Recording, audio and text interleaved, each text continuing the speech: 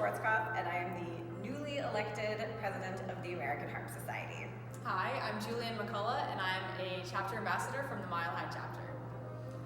So, Angela, would you mind telling me a little bit about how you selected the pieces for your album Detect?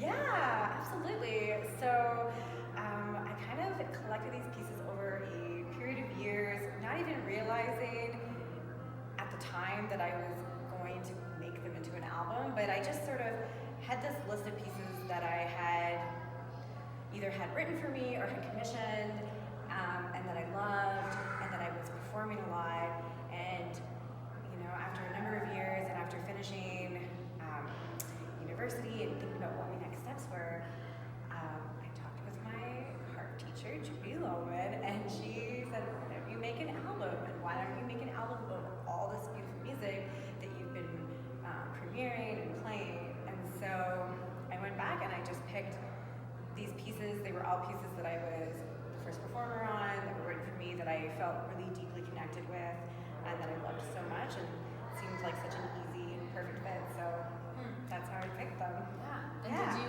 when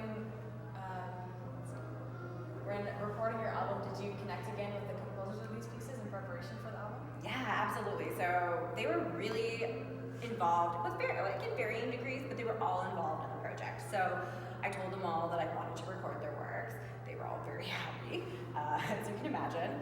And then I worked with them before the recording, so everybody, almost everybody, I played for ahead of time just to make sure that there weren't any changes that had come up from the last time that I performed it, or things that they wanted done differently or brought out differently. I say almost everyone because just some people were maybe not accessible or lived in faraway countries now or further away, even though I know we have Zoom that connects us all, but I didn't quite connect with every single one of them. But yeah, so I definitely played for them before the recording, and then at the recording session itself, I'm trying to remember, I think one or two of the composers that lived in Toronto came. So there were a couple of composers who popped in and out of the recording sessions.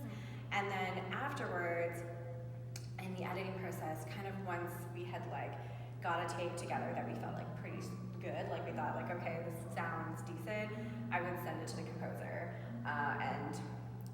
Again, depending on how involved that composer wanted to be in the process, some of them would be great, whatever, and some would be hey, it would be great if the balance was better here, or I don't know, that kind of thing. Mostly just maybe, you know what? Honestly, I don't think any of them had much to say. I think pretty much all of them were sounds great.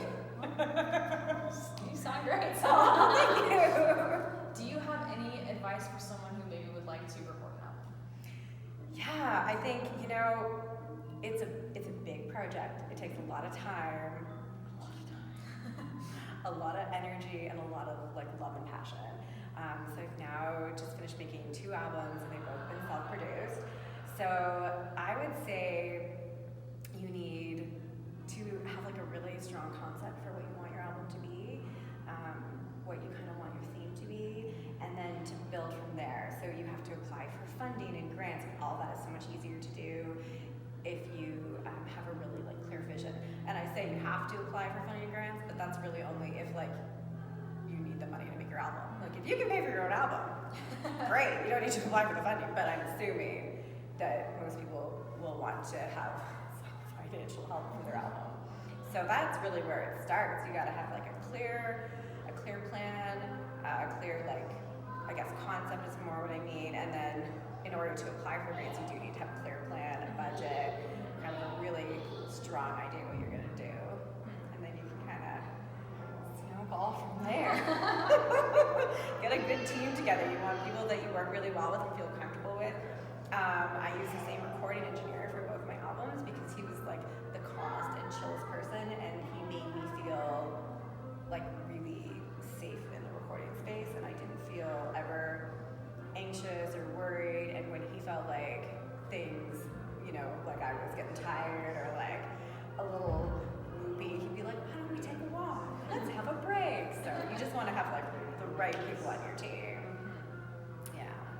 And then last question, well, congratulations, you're the 3rd harpist ever to win a JUNO award. Do you have any thoughts on that, or how does that feel? Was won it before me are Judy Lohman and Erica Goodman, both now I get to say like dear colleagues of mine, which still blows my mind that I get to say that, and friends. And I grew up listening to their music. Wow. Like I grew up listening to their albums and dreaming about being them. And then to be awarded after them, like I just it makes me, I have no words. Well, thank you so much. Thank you for watching AHS. Okay. I don't